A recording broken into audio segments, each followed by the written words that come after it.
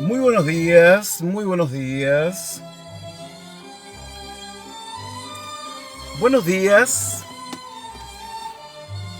Bienvenidas, bienvenidos a su estudio bíblico diario. Acompañándonos en pandemia, aprovechamos de estudiar la Bible. ¿Cómo están? Buenos días. Miren quién llegó primero. ¿Cómo está nuestra querida Anto? Que prefiere ir a Concepción y no venir a Valdivia.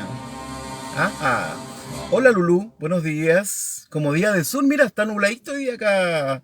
Valdivia, querida Lulú. Gregoria, buenos días. Mira cómo te espero, Gregoria, con esa música.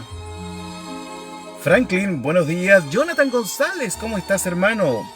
Buena la frase que pusiste el otro día en tu muro de Eugene Peterson. O Peterson. Ahí estamos. Tan, tan. Miren qué linda música. Buenos días, buenos días, buenos días. Vamos a compartir el enlace porque el otro día se me olvidó enviarlo. Y no quiero que me tiren las orejas. Porque ya las tengo bastante élficas.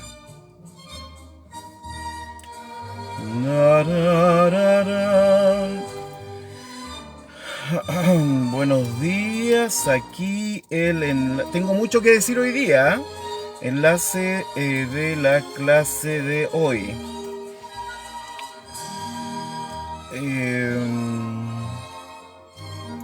Taran, tan, tan. ¿Quién ha llegado? ¿Cómo estás, Ruth? Está llegando el grupo pesado, ¿ah? Ese grupo. No. Aquí está, buenos días. Y...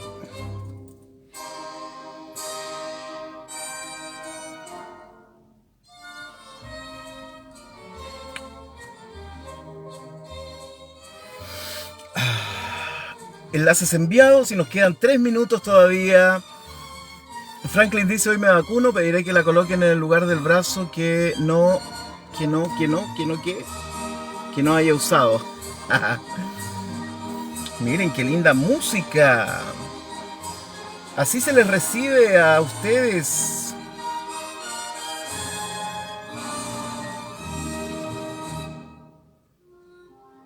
Voy a ver inmediatamente mis redes sociales para ver cuánta gente más me está siguiendo. Oye, nos falta un poquito para llegar a los 1000 en YouTube. Bueno, es una cifra modesta, humildemente. No soy DG, no soy JMC, soy solo Emir, ¿no? Pero bueno. Los voy a ir saludando acá porque nos queda tiempo, partimos en 2 minutos. A ver quiénes han ido llegando al grupo, a la sala de clases.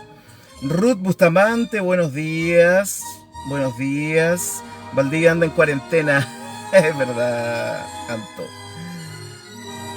Ruth, llegó Ruth. José Córdoba, Franklin, Svonimir. Santiago muy nublado, qué rico. Sopaipilla, día de sopaipilla. Día de calzones rotos. Luis García, buen día, buen día. Wolf, buenos días, hermano. Patricio Campos, buenos días. Voy a querer hablar con ustedes acerca del último sticker que crearon ayer. Maga encantada, llegó. Buena semana. El regalón ni su luce.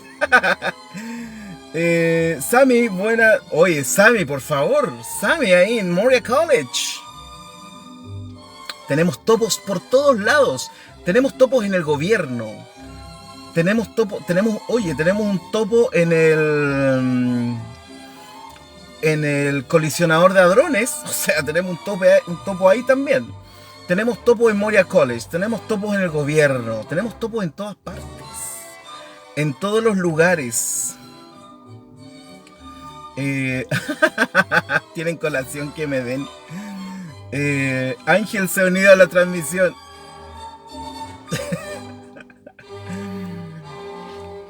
Ya, 9:05, se acaba la música, pero un poquito más. Baile con la persona que esté al lado. Si está en el metro o en la micro, no importa. Tómelo de la cintura. Pero a él, no a ella, porque si no ahí estamos fritos. Y baile un vals. Basta de reggaetón. Más vals en la vida. Bueno, se apaga la música, se apaga el Romano Móvil. No, tenemos topos en todos lados. Tenemos topos o topas en las más altas esferas de congregaciones de peso en el mundo.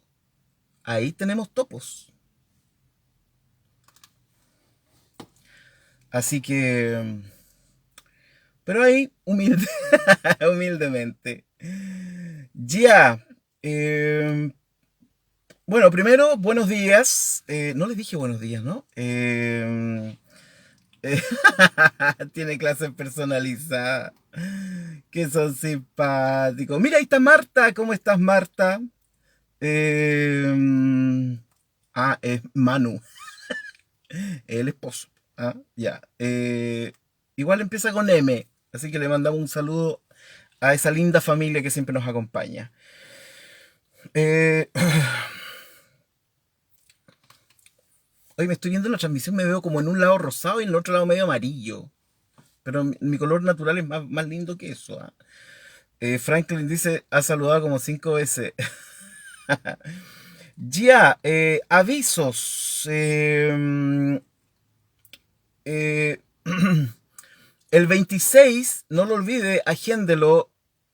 El 26 de marzo, viernes, estamos viendo la hora, lo más probable es que sea como a las 19 horas. Vamos a tener nuestra junta por Zoom de aniversario del Romano Móvil, porque el 25 cumplimos un año. ¡Eh! Un año. Y 300 y tantas clases. Por fin alcancé a Alejandro Alonso y a David Ormachea. Creo que ya no tenemos, creo que ya no tenemos gente de David Ormachea que nos ve. También teníamos topos ahí. Así que, bueno, ese es el primer aviso que tenemos para hoy día, por si acaso, ¿ya? Yo me confundí, pensé que era este viernes, nada que ver. El otro viernes, viernes 26. Así que si lo dejamos a las 7 de la tarde estaríamos súper bien porque pues que nuestros compañeros de España, que nos llevan 4 horas, 7, 8, 9, 10, 11, súper buena hora. Súper buena hora. Y tenemos sorpresas para ese día, así que prepárense, celebrando el año del Romano Móvil. Oye, y tenemos que ver, ¿alguien se podría dar el trabajo de ver en las 300 clases quién ha estado en más clases? Porque hay varios nominados aquí, ¿eh? Yo, la Antonia, el Patricio Campos, creo que uno, Gabriel Castillo también, que de repente está por aquí, ¿no? Así que tenemos nominados para todos ese día. Sí, Gregoria dijo a la hora que sea. Ella tuvo más disposición, Sammy, te lo digo al tiro. Ella dijo a la hora que sea, ¿no? Así que eso. Algo más les iba a decir, ahora no me acuerdo. Respecto del regalón. No la he visto en Romanos. Antonia no la he visto en Romanos. Ya. Bueno, hay que tratar a Sammy con respeto ahora, porque si no se nos va ya al Moria College, ¿no? Pero aquí le enseñamos lo mismo que en Moria College. En serio, le enseñamos lo mismo que Adolfo Reutemann, por si acaso. Y gratis. Así que le enseñamos lo mismo, lo mismo, lo mismo, lo mismo. Lo mismo que todos ellos, juntos. Oye, partí mi curso de hebreo la semana pasada, estoy súper contento. Mis alumnos del seminario bautista. Hay uno aquí, ¿ah? Tenemos topos por todos lados. Eh, Ya, vamos a la clase entonces. Apocalipsis capítulo... Pucha, no me puedo acordar que... Ah, mira, me había acordado. Hay algo que ustedes dejaron de hacer, ¿ah? Y se los voy a reclamar. Hay algo que ustedes dejaron de hacer y ya no hacen. Antes de que su imaginación vuele. eh, Antes tenían Biblias de distintas tradiciones abiertas mientras estudiábamos el texto. Ahora nadie tiene nada, ¿no? Se relajaron porque hemos pasado frases que son de lujo aquí y hubiera sido súper interesante que hubieran tenido ahí sus Biblias a mano, por ejemplo. Si alguien lee inglés, por ejemplo, la, haber tenido la Biblia de Eugene Peterson, por ejemplo, ¿no? Esa la podrían haber tenido ahí a mano, porque de repente hay frases que son, no tienes para qué colocar todos los versículos, pero de repente hay versículos que tienen cosas súper interesantes. Juneman, por ejemplo, tampoco. Ahí está, ahí está. O sea, no, han dejado de hacer la pega. ¿Eh? Así que les digo eso nomás. Odioso. Ya, vamos entonces. Capítulo 19, cayó la gran Babilonia. Buenos días, Luis Miguel. Em, Cayó la gran Babilonia. Los primeros versículos del capítulo 19 son acerca de la fiesta que se armó en el cielo con una pequeña frase nuevamente que aparece aquí en relación a la justicia, ¿cierto? La justicia de Dios. Estamos moviéndonos en Apocalipsis en relación al tipo de justicia retributiva, ¿no? Propio de los Apocalipsis. Por si acaso, ¿ya? Entonces, ok, estamos en eso. Después alcanzamos a ver el viernes un poquito de la cena de las bodas del Cordero. Estoy siguiendo prácticamente los subtítulos de la Reina Valera. Y voy a leer esos últimos dos versículos, 9 y 10. Y el ángel de acá, no otro ángel. Y el ángel me dijo, escribe, bienaventurados los que son llamados a las cenas de las bodas del Cordero. Y me dijo, estas son las palabras verdaderas de Dios. Hemos tenido hartos textos relacionados o en el Nuevo Testamento siempre está esta idea de el tema de las bodas, ¿no? Incluso algunas parábolas de Jesús se refieren al tema de las bodas también. En el Antiguo Testamento también está esta idea de la boda de Dios con Israel, etcétera, etcétera, etcétera. Por lo tanto, este fin de mundo, curiosamente, es representado por una boda también. Para algunos quizás la boda será el fin del mundo, ¿no? Pero en este caso se describe, ¿no? Son dos cosas bien interesantes. Uno podría decir que son cosas que están concatenadas, ¿no? En el texto. Uno, las dos metáforas, las dos imágenes importantes del Apocalipsis, ¿no? Respecto al triunfo, ¿cierto? Son, primero, que hay un culto en el cielo y segundo, que hay una boda, ¿no? O sea, ambas cosas, por supuesto, son de un carácter súper, súper religioso también, ¿no? Un culto por un lado y una boda por otro lado, ¿no? Interesante que esto es como las bodas del hijo del rey, ¿no? En los evangelios se habla muchísimo acerca de eso, ¿no? Están las bodas de los hijos, porque aparece Dios, ¿cierto? En el templo, en el cielo, descrito de alguna manera, no totalmente, pero sí metafóricamente, ¿no? Ya hemos hablado acerca de los cuidados que uno tiene respecto de los escritores bíblicos cuando se refieren a Dios, ¿no? Y por eso los apocalipsis siempre fueron peligrosos, porque, porque limitaban muchísimo la imagen de Dios, ¿no? Ese es el problema. Lulú, colócala de nuevo, por favor, porque no sé si colocaste una pregunta. Entonces,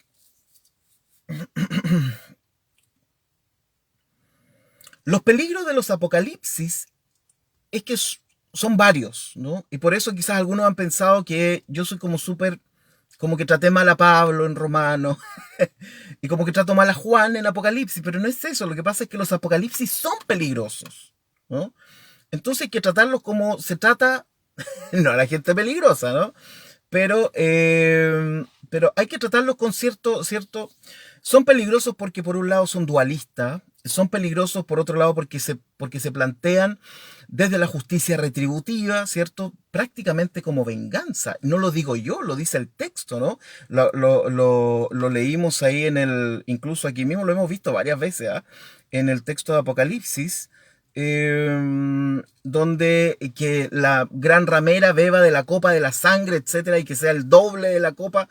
O sea, la justicia retributiva tiene un olorcillo muy fuerte a venganza, ¿no? Entonces, por un lado, son dualistas, ¿no? Los apocalipsis. En segundo lugar, muestran un estado de justicia que es justicia retributiva casi como venganza.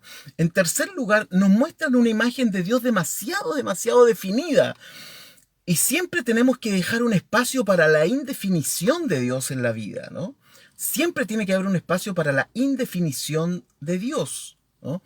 Porque cuando tú defines demasiado, ¿no? Corres el peligro de fanatizarte, ¿no?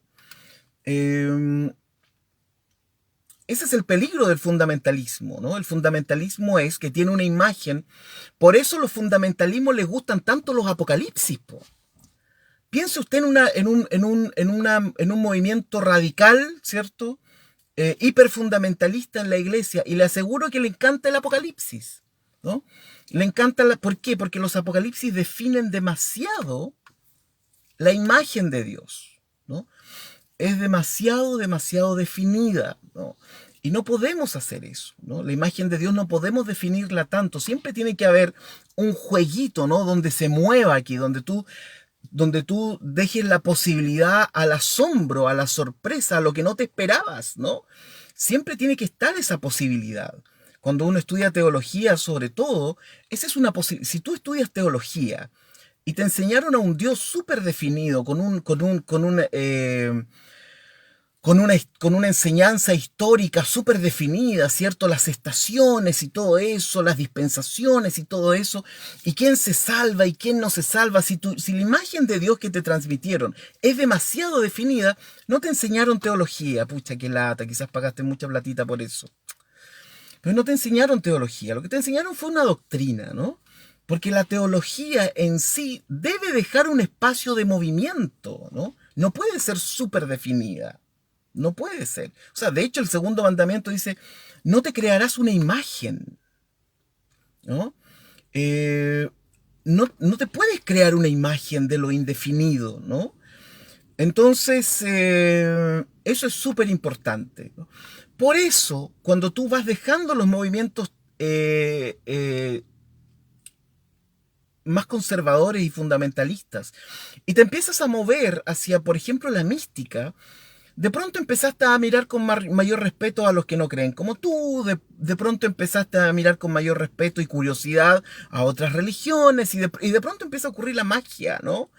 Porque te das cuenta que no puedes definir totalmente a Dios, ¿no? Es más, en la medida que vamos avanzando en este caminar y en este proceso, te das cuenta que cada vez tienes menos certezas para hablar de Dios, y eso es súper complicado, ¿no? Cada vez tienes menos certezas para hablar de Dios. Porque uno lo toma con más respeto, ¿no? Con más cuidado, ¿no? En la medida que te vas corriendo hacia el fundamentalismo, entonces las certezas empiezan a ser súper claritas, ¿no? Yo sé quién se salva, quién no se salva, quién está predestinado, quién no está predestinado, cuál es la iglesia correcta, cuál es la iglesia equivocada, quién tiene la sana doctrina, quién tiene la enferma doctrina, etc. O sea, mientras más definido, te gusta más el apocalipsis, además, ¿no? Entonces, ahí radican, podríamos decirlo, las preocupaciones que siempre se ha tenido respecto de los apocalipsis, ¿no?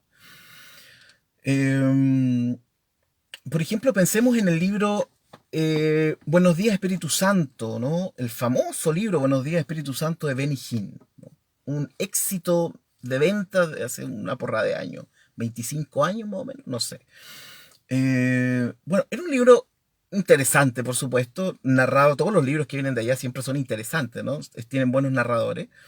El problema es que era demasiado definido respecto del Espíritu Santo, al punto de que, así como, no sé, pues iba al baño y conversaba con el Espíritu. ¿Cómo estás, Espíritu Santo? ¿Un cafecito? ¿No? ¿Cómo estuvo tu día, Espíritu Santo? Bien, bueno, mi día estuvo bien. ¿Cómo estuvo el tuyo? O sea, para algunos esa definición de definir al otro, ¿no? De definir la divinidad, de darle borde, le hace mucho sentido, ¿no? Es como cuando alguien habla de Jesús. No, Jesús, una vez escuché a un cura decir, no, bueno, el flaco. ¿Qué onda? ¿No? Claro, uno confunde una relación profunda, ¿cierto?, con Dios, que es muy distinto de intentar definir a Dios para hacerlo como parte de tu mundo. Ay, voy a salir a caminar con Dios. Y voy caminando con Dios, ¿no? Esto no es una crítica a la devoción de cada cual, ¿no? Pero el problema, por ejemplo, con ese libro fue eso, ¿no? La super, hiper, mega, recontra definición del Espíritu Santo. Que así lo mostraba. Entonces, claro, a mucha gente le hizo sentido, ¿no? Le hizo sentido porque dijo, bueno, ahora el Espíritu Santo está mucho más cerca, ¿no? Mucho más cerca. Y está bien, yo creo que las personas necesitan, ¿no? Este acercarse de lo divino, ¿no? El problema es que cuando tú quieres acercar lo divino y en ese acercarlo lo intentas definir, corres un riesgo, ¿no? Se corre un riesgo. Entonces la teología, la de real, ¿no? Teología siempre tiene que dejarte un espacio para el movimiento, para el asombro, ¿no? Si no te deja ese espacio para el asombro, ¿cierto? Entonces no es teología. La teología tiene que dejar. Estaba hablando de Dios, ¿no? O sea, per se debe dejarte un espacio para el asombro, ¿no? Para la posibilidad que no tenías pensada, ¿no? Entonces, eso es súper importante. Bueno, ahí se resumen un poco los tres peligros de los apocalipsis. La dualización, la venganza, que suena como a justicia, pero en realidad parece venganza, y la hiperdefinición de la divinidad, ¿no? Esos son los tres, anótelo ahí, ¿no? Anótelo, lo voy a repetir de nuevo. Los problemas con los apocalipsis, ¿no? La dualización, porque están los buenos contra los malos. Segundo, la justicia, que en realidad huele a venganza. Y tercero, que hay una superdefinición de Dios. Si tú juntas estos tres elementos, ¿cierto? La dualización, la justicia retributiva y la imagen superdefinida de Dios, te vas a dar cuenta que estos tres elementos calzan perfecto en los movimientos fundamentalistas. Por eso, a los movimientos fundamentalistas les gustan los apocalipsis. Por eso. ¿Ah? Entonces, pucha, están colocando hartas cosas interesantes. No sé si la Lulú colocó de nuevo su pregunta. Cuarto, el excesivo analogismo. Gracias, Sami. Ahí está. El excesivo analogismo, toda la razón. Pucha, no puedo leer todos los comentarios. Están colocando súper buenas cosas interesantes, ¿no? Pero, a ver, voy a ver si Danilo colocó alguno para leer ese.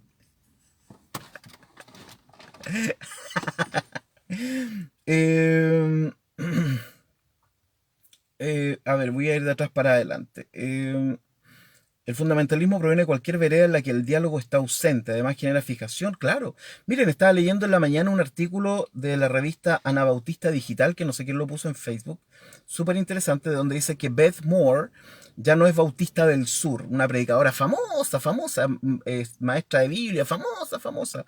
Y solo se le ocurrió decir que Trump se estaba pasando de la raya para que la reventaran en las redes sociales, sus hermanos fundamentalistas. Entonces el fundamentalismo es un problema, ¿no? En cualquier área Lulú pregunta quiénes son los invitados a la boda. Bueno, desde la perspectiva del Apocalipsis, serían todos los que son parte de la iglesia, ¿no? O todos los que son la iglesia, ¿no? Esos serían todos los invitados a las bodas del Cordero. Ya, entonces, por eso cuando hemos estudiado Apocalipsis en este curso, hemos sido como bastante, no sé cómo decirlo, ¿no? Pero he tratado de ser honesto con la enseñanza, ¿no? Bueno, ustedes han tenido otro tipo de enseñanza, algunos, ¿no? Pero yo me paro desde un análisis justamente de las cosas que nos preocupan de los apocalipsis, ¿no? Lo mismo que pasó con Romanos, ¿no? Romanos bien, pero veámoslo también debajo de la alfombra, vemos qué hay debajo de la alfombra, ¿no? Lulú dice, pero la iglesia es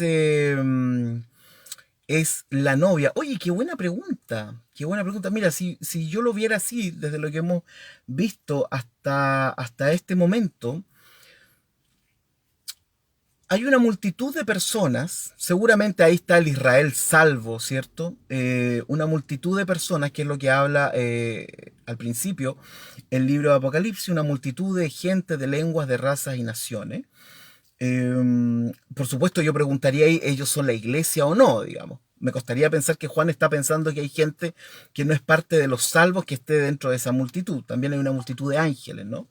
Entonces lo más probable es que por un lado esté esta multitud de judíos, por ejemplo, que se salvaron. Por otro lado está los judíos hijos de la promesa, ¿no? Como dice Pablo en Romano.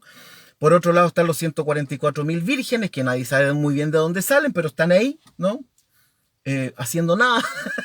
Están los 144.000 y está la iglesia. Entonces estaría esta unión, ¿cierto?, de Jesús con la iglesia, con esta otra multitud, ¿cierto?, que son los otros salvos que han estado por la promesa, ¿no? No sabría yo decir si Juan, quizás no lo quiero ver, ¿no? Si Juan está pensando en gente que se va a salvar sin ser parte de la iglesia, ¿no? Lo que hemos visto hasta aquí está re difícil esa parte. Entonces, los invitados serían esos, ¿cierto? Digamos los del Antiguo Testamento. Y las bodas serían, en el fondo, con la iglesia, que sería la iglesia, ¿no? El Nuevo Testamento. Entonces ahí están las cenas de las bodas del Cordero. Y después dice el versículo 10, yo me postré a sus pies para adorarle. Eso dice Juan, que se iba a postrar a los pies del ángel. Y él me dijo, mira, pues no lo hagas. Yo soy consiervo tuyo y de tus hermanos que retienen el testimonio de Jesús. Adora a Dios, porque el testimonio de Jesús es el espíritu de la profecía. Y de esto hablamos ya hace rato. Los 124 son adeptos al romano móvil. Bien, vamos entonces hacia el jinete del caballo blanco.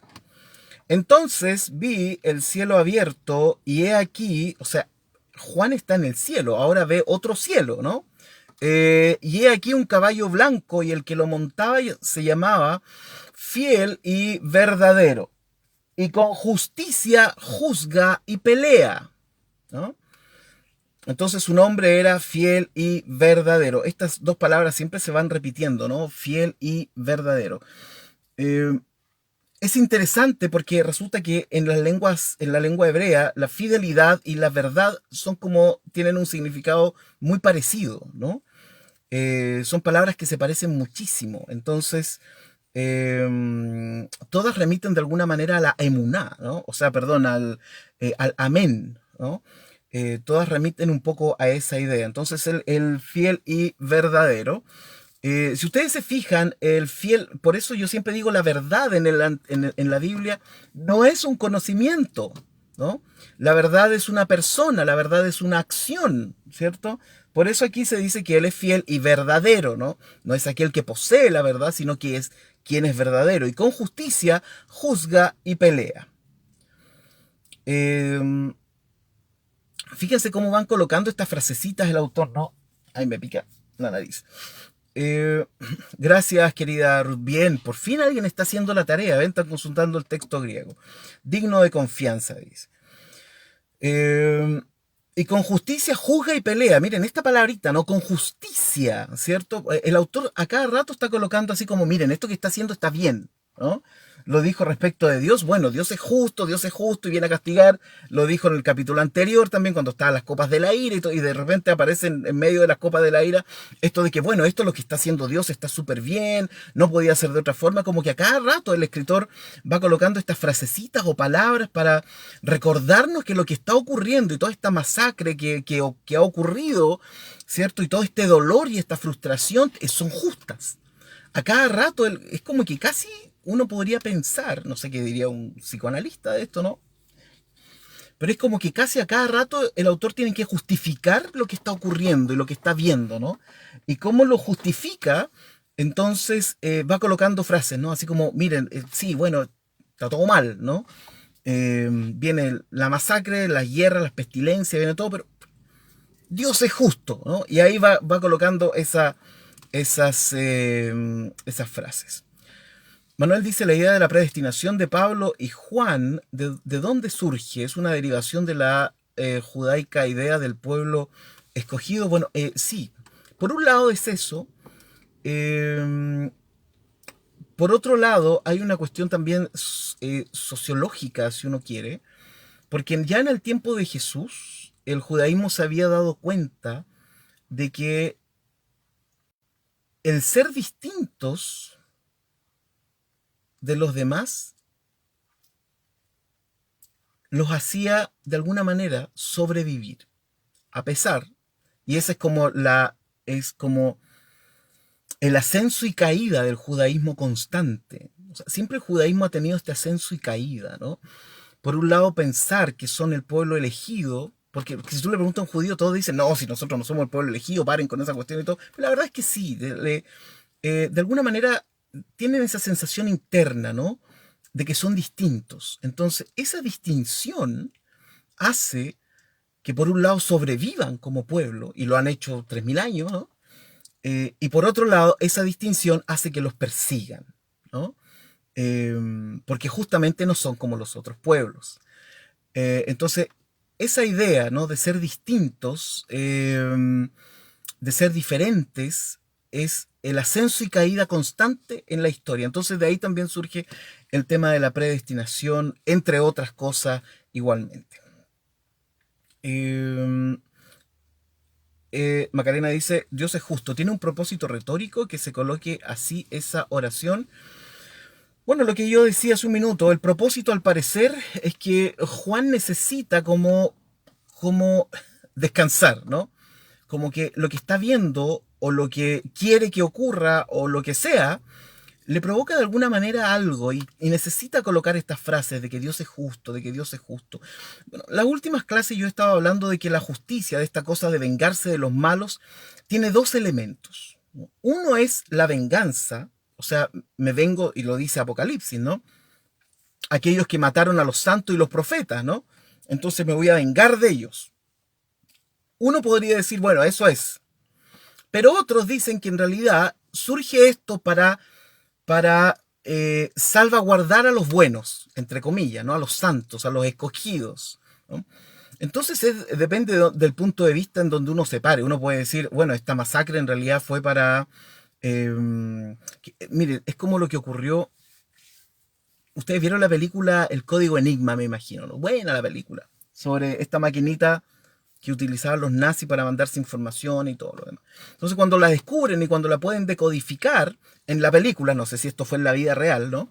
Pero en la película, el que hace de genio, digamos, dice, no, es que no podemos revelar esto ahora, ¿no?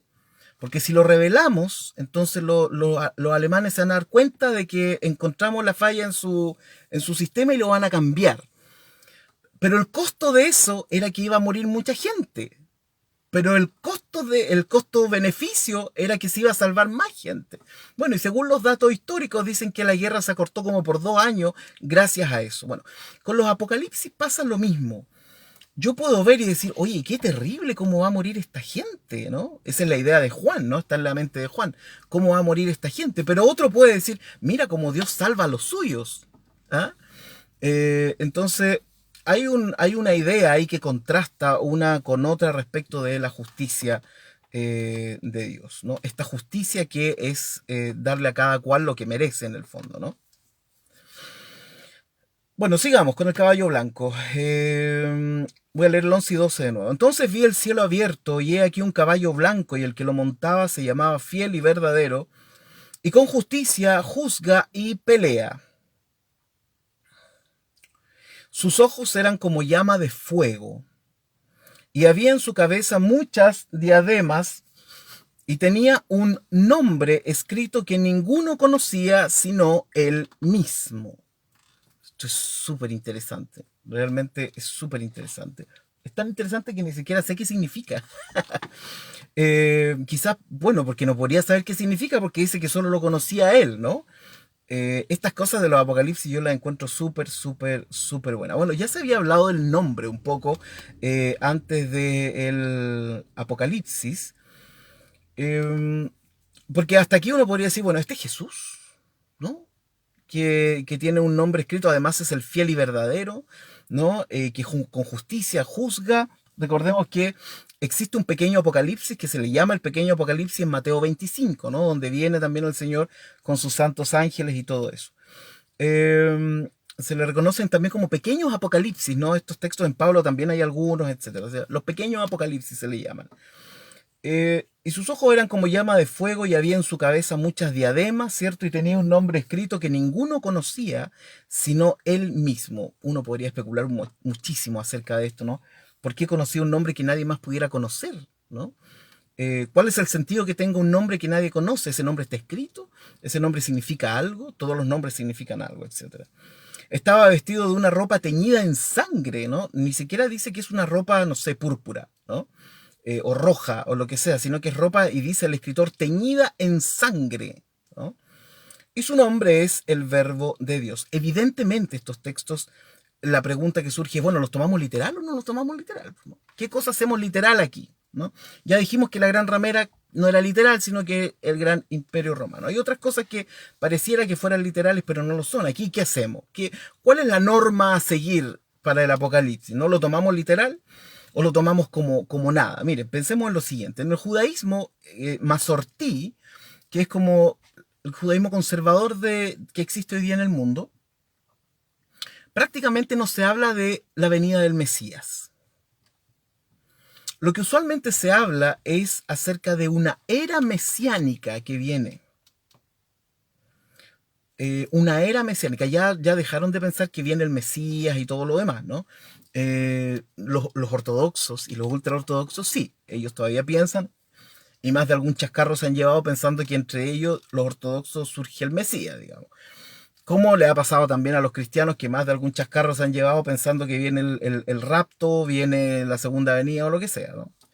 Todo, sí, todo, sí. Eh, entonces, claro, uno se pregunta sobre estos textos, ¿y qué hacemos, no? El fiel y verdadero, ¿es real? ¿Alguien viene cabalgando? ¿No? ¿O tengo que pensar que es una era que viene hacia acá? Fíjense qué interesante, ¿no? O es una era que viene hacia acá, ¿no? El Olam Abba, ¿no? El Olam Abba. Mira, ha sido rociada con aspersión, qué interesante, gracias Ruth. Si alguien tiene la Biblia de Yuneman, también vaya compartiendo los textos, ¿sabes? Y si alguien tiene la de Jim Peterson, también. Esas serían Biblias interesantes, la Biblia de Jerusalén también, ¿no? Entonces, cuando nos pillamos un texto interesante, ahí coloque el texto tú. Eh, eh, Ahora hay más énfasis en la visión dentro de los diferentes judaísmos, la era mesiánica más que el Mesías, sí. Eh, Ahora, el cristianismo, esa es una buena pregunta, ¿no? ¿Cuánto del cristianismo cree realmente en esto, como literal, no viene el jinete del caballo blanco y pum, pum, pum? Eh, y si no lo creen, ¿con qué lo han reemplazado? Esa sería una pregunta, ¿no? ¿Con qué podrías eventualmente reemplazar? A mí me atrae muchísimo esta idea de la era mesiánica, ¿no? Que la asocio muy bien a la idea del tikkun olam, ¿cierto? De la corrección del mundo. Ahora, eso me pasa a mí, no sé ustedes, ¿no? Este es un tema interesante también. Aquí está la de Yuneman, y vestido de vestidura tinta en sangre, y se llama su nombre el Verbum Dei, ¿no? Aquí está, estaba vestido de una ropa teñida en sangre, su nombre es el Verbo de Dios. Interesante que este Juan de este Apocalipsis se asocia también al Verbo de Dios con el Evangelio de Juan. Por eso algunos piensan que este escritor es el escritor del Evangelio, el Evangelio de Juan, que lleva su nombre, ¿no? No todos están de acuerdo con eso. Pero este es un guiño, ¿cierto? Cuando habla del Verbo de Dios. Ahora, este nombre, el Verbo de Dios, ¿es el nombre que solo conoce Él? Esa es una pregunta, ¿cierto? O esta es la forma en que nosotros vamos a conocerlo. Pero esto además sigue siendo súper interesante, porque cuando hablamos del verbo, podríamos perfectamente decir, bueno, quizás esta es una acción. ¿no? Quizás esta es una acción que nosotros debemos desarrollar, que debemos esperar, ¿no? ¿Por qué no? ¿No? La gramática sagrada da para eso. O es una persona que tenemos que esperar, o es una acción que tenemos que esperar, ¿no? Y su nombre es el verbo de Dios, es decir, la acción de Dios. Y los ejércitos celestiales, palabra de Dios en griego, gracias Ruth, y los ejércitos celestiales vestidos de lino finísimo, blanco y limpio, le seguían en caballos blancos. ¿Ya? Aquí tenemos entonces un general montado sobre un caballo, ¿cierto? Con llamas de fuego, fiel y verdadero, con diademas, ¿cierto? Y su nombre es el Verbum Dei. Y los ejércitos del cielo entonces le seguían en caballos blancos. De su boca sale una espada aguda para herir con ella a las naciones, y él las regirá con vara de hierro, y él pisa el lagar del vino del furor y de la ira del Dios Todopoderoso. Y las milicias del cielo, dice Yuneman, seguíanle sobre corceles esplendorosos, vestidas de viso esplendoroso, puro. Está buena, Yuneman, siempre sorprendiendo. De su boca sale una espada aguda. Hemos visto fotos acerca de eso, ¿cierto? Ilustraciones acerca de eso. ¿Qué es? ¿Es una espada o es algo que dice el Cordero? ¿No? Recuerden que el Nuevo Testamento dice eso, ¿no? Que la palabra de Dios es como una espada, ¿no? Que traspasa el alma, ¿no? Y él la regirá con vara de hierro. ¿Qué significa esto? ¿A quién va a regir con vara de hierro? Aquí tenemos dos ideas, ¿no? ¿Las naciones se convierten o no? Pregunto, ¿cierto? ¿Por qué las tiene que regir con vara de hierro? Porque la idea de la vara de hierro implica, no sé, cierto, actitud, ¿no? Pero si son los salvos, ¿para qué, no? ¿Cuál sería la idea de hacer eso, ¿no? Y él las regirá con vara de hierro. Pensemos que la idea, al parecer, de Juan hasta aquí, es que hay que sacar al César y poner a el jinete del caballo blanco, ¿no? El jinete del caballo blanco y ponerlo ahí, y también va a regir con vara de hierro. Y él pisa el lagar del vino del furor y de la ira del Dios Todopoderoso, ¿no? Y en su vestidura y en su muslo tiene escrito este nombre: Rey de Reyes y Señor de Señores, ¿no? O sea, tenemos dos nombres, cuando al principio se nos dice que tiene un nombre que solo él conoce. Entonces quizás ese es otro nombre, ¿no? Porque hasta ahora ya tenemos dos: el Verbo de Dios, ¿cierto? Y el Rey de Reyes y Señor de Señores. Y vi un ángel que estaba en pie en el sol, y clamó a gran voz diciendo a todas las aves que vuelan en medio del cielo: venid y congregaos a la gran cena de Dios, para que comáis carnes de reyes y de capitanes, y carnes de fuertes, carnes de caballos y de sus jinetes, y carnes de todos, libres y esclavos, pequeños y grandes. A ver, quiero ver qué han ido colocando. Lulú dice que raro que la promesa a Abraham fue que por él serán benditas todas las naciones, y acá en Apocalipsis parece que va para el otro lado, ¿cierto? Sí. Jonathan dice: los ejércitos del cielo montados en caballos blancos y vestidos de lino blanco deslumbrante los siguen. De su boca sale... Ah, está colocando un texto, ¿no? Peterson, gracias hermano. Y pisa el lagar de la furiosa ira de Dios, el soberano fuerte. En su manto y en su muslo está escrito: Rey de Reyes, Señor de Señores. The Message. Sí, aquí, bueno, aquí hay muchas cosas que surgen, ¿no? Lo mismo que preguntaba Lulú hace un rato atrás respecto de quiénes son todos los otros, ¿no? Cuando viene a regir con vara de hierro, ¿cierto? ¿A quiénes viene a regir? ¿Cómo será este regir, ¿no? ¿Será una teocracia, ¿cierto? Que es lo que muchos siempre esperan, ¿no? sobre todo los movimientos, otra vez, fundamentalistas que quieren colocar gente en los puestos políticos clave, si se puede presidente mejor, a lo cual yo le temo enormemente, ¿no? Cuando aparece uno de estos candidateándose, yo lo primero que digo es, ya por lo menos sé por quién no votar, ¿no? Eh, Porque, claro, el fundamentalista quiere teocracia. Pues el problema con la teocracia es que en el fondo él quiere regir, ¿no? Con su propia interpretación de las escrituras y sin tomar en cuenta a nadie más, ¿no? Eso es un problema. Eh, Ahora, si alguien quiere ir solito, así como va nomás, independiente y todo, bien, ¿no? Pero si alguien va así como represento a la iglesia tanto, qué miedo, no vote por él, ¿no? Porque fundamentalistas ahí en el gobierno no funciona. Así que, bien, sigamos. Continuemos. ¿Cómo estamos con la hora? Súper bien, súper bien. Bueno, entonces llama a este ángel que está en el sol y le dice a todas las aves del mundo, ¿no? Ven y vayan a darse un festín con reyes, capitanes, hombres fuertes, pequeños, esclavos, libres, caballos, jinetes, todo, ¿no? Se van a comer todo. Como en la película. ¿Cómo que se llama esta película? El día que la Tierra se detuvo. ¿Se acuerdan que sale un mono extraterrestre y se convierte como en bichitos y se comen todo, ¿no? Eh, y vi a la bestia, a los reyes de la tierra y a sus ejércitos reunidos para guerrear contra el que montaba el caballo y contra su ejército. Bueno, lo vamos a dejar hasta ahí, vamos a hacer un par de comentarios, pero mañana yo creo que vamos a terminar ya bien este capítulo, porque no tenemos ningún apuro para terminarlo hoy día. Nos queda todavía harto por recorrer. Pero bueno, ahí está. Entonces se están preparando ya se está preparando la gran batalla final. Ya, esto que le encanta. Hay gente que le encanta esta cosa de la gran batalla final, ¿no? Suena bien por otro lado.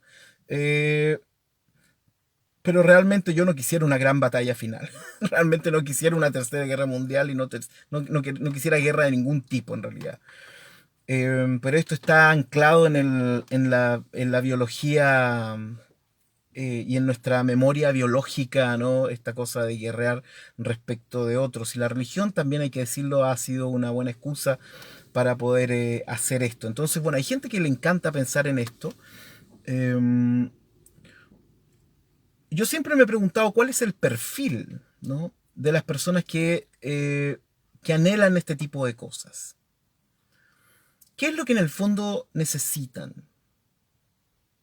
Tú sabes que detrás de cada afirmación teológica, por más dura que sea, hay una necesidad psicológica. Detrás de cada afirmación teológica, en el fondo, hay una necesidad psicológica. Entonces yo siempre me pregunto eso, ¿qué es lo que necesita esta persona realmente? Que quiere ver el mundo arder, ¿no?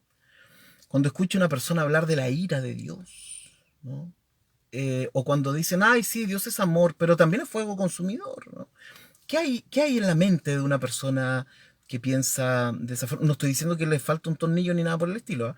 Estoy preguntándome cuál es su necesidad, ¿cierto? Eh, Psicológica respecto de eso, su necesidad del amor, ¿no? ¿Qué es lo que en el fondo quiere? Cuando hay gente, por ejemplo, que habla de la venganza de Dios, de la ira de Dios, de la furia de Dios, del furor de Dios. ¿Qué es lo que le hizo falta, ¿no? En su vida para llegar a esa conclusión de que eso es lo más importante, ¿no? De que en realidad, de qué es lo que te faltó, qué es lo que no tienes. Y eso fíjense que eso corre para todos nosotros, ¿ah? Sí, no solo tenemos que mirar el fundamentalismo respecto de esto, también podemos ver el otro lado. Cuando tienes hoy día personas que van hacia el otro extremo, ¿no? Así como súper liberal, ¿no? Tú dices, bueno, también qué pasó ahí, ¿no?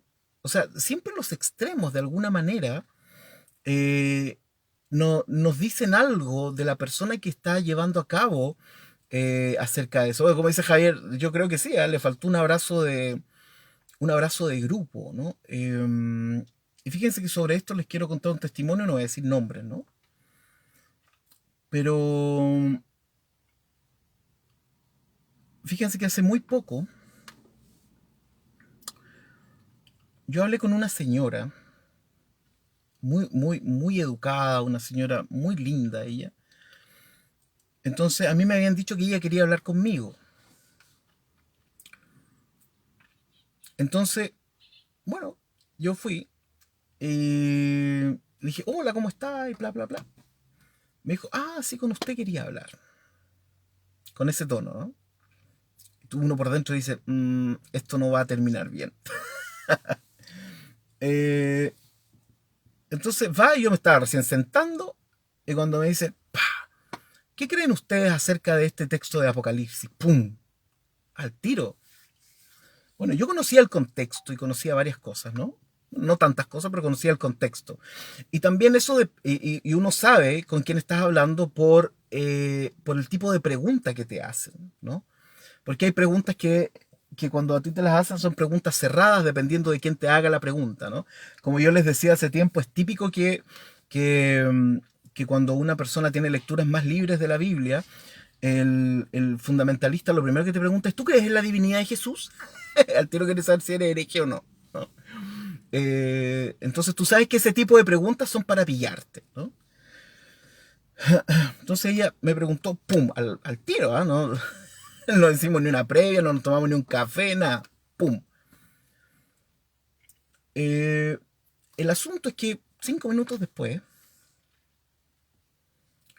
estábamos hablando de temas súper personales. No tenían nada que ver con Apocalipsis. Y fue una de las conversaciones profundas, más lindas que he tenido en mucho tiempo. No, no sé si en años en realidad. Pero en mucho tiempo no había tenido una conversación tan honesta, tan profunda, pastoral, ¿no? Sin juicio, sin consejo, sin...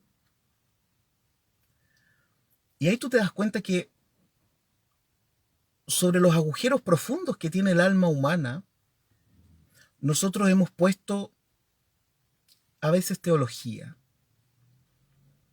Hemos tapado nuestras rabias profundas con teología, nuestras frustraciones profundas con teología.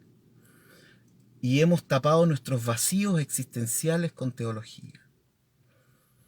Entonces, cuando te encuentras con una persona que, por ejemplo, te hace ese tipo de preguntas cerradas, ¿no? ¿Tú crees o no crees en esto? ¿No? ¿Tú crees o no crees en esto? ¿Que tú crees?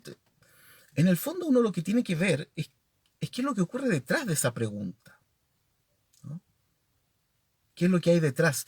Todo fundamentalismo liberal o conservador, todo fundamentalista, voy a decir, no fundamentalismo, todo fundamentalista, liberal o conservador, cuando le dan demasiado énfasis a sus fundamentalismos, su tema no es teológico, su tema es humano.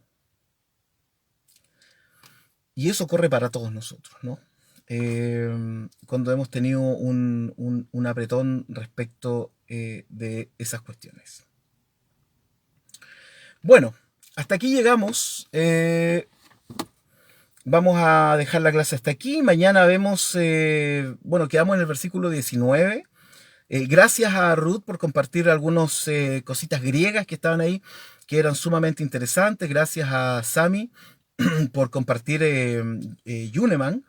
Y también a Jonathan, que compartió algún texto de Eugene Peterson en este texto. Esa es la idea, que vayan teniendo, y si hay alguna frase complicada, una frase media así que, y ahí podemos entrar a picar respecto de los significados de las palabras y de eso también. ¿Les parece? Mañana nosotros entonces terminaríamos el capítulo 19 de Apocalipsis, si Dios quiere, y nos adentraríamos ya en el 20, y nos quedaría el 20, 21 y 22 y se acaba la fiesta con Apocalipsis, ¿ya? Y después viene el examen final. Vamos a ver quién pasa el examen final para dar por aprobado la clase. Si esta es una clase aquí acompañándonos en pandemia, aprovechamos de estudiar la Biblia, que siempre resulta tremendamente apasionante. ¿Por qué? Porque apunta a nosotros. La Biblia nos muestra quiénes somos, lo que buscamos, lo que queremos, lo que nos falta, lo que anhelamos también. Ya, que tengan una excelente jornada. Se acaba la fiesta del Cordero. Recuerden, próximo día 26, de este viernes al siguiente, tenemos la celebración de un año del Romano Móvil. Y de aquí a allá deberíamos ya finalizar, y lo profetizo, deberíamos finalizar Apocalipsis de aquí al próximo viernes, ¿no?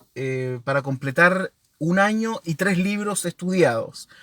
Después de eso, se viene un nuevo estudio con un nuevo libro. Pero no les voy a decir todavía, nadie sabe. Es un nombre que solo conozco yo. Nadie sabe qué es lo que vamos a estudiar después, ni siquiera el Pipe, quien hace nuestros afiches, ¿no? Así que eso será una sorpresa. Miren, lo voy a decir, ¿saben cuándo? Para el viernes 26, cuando tengamos nuestra junta por Zoom, les voy a decir cuál es el siguiente libro que vamos a estudiar de la Biblia. Será tremendo, hermano, será tremendo. Ya, que lo pasen bien, nos vemos mañana, si Dios quiere, a las 9 de la mañana en punto, como casi todos ustedes siempre llegan a la hora. Es imposible que alguien no llegue puntual a Zoom, o sea, a Facebook. No tienen taco que seguir, no sé, no lo sé. ¿Por qué llegan atrasados algunos? Eso es un misterio para mí. Bueno, pero otros, la mayoría llega siempre súper puntual, así que eso está muy bien. Ya, buen día lunes, que lo pasen bien, nos vemos mañana. Chao.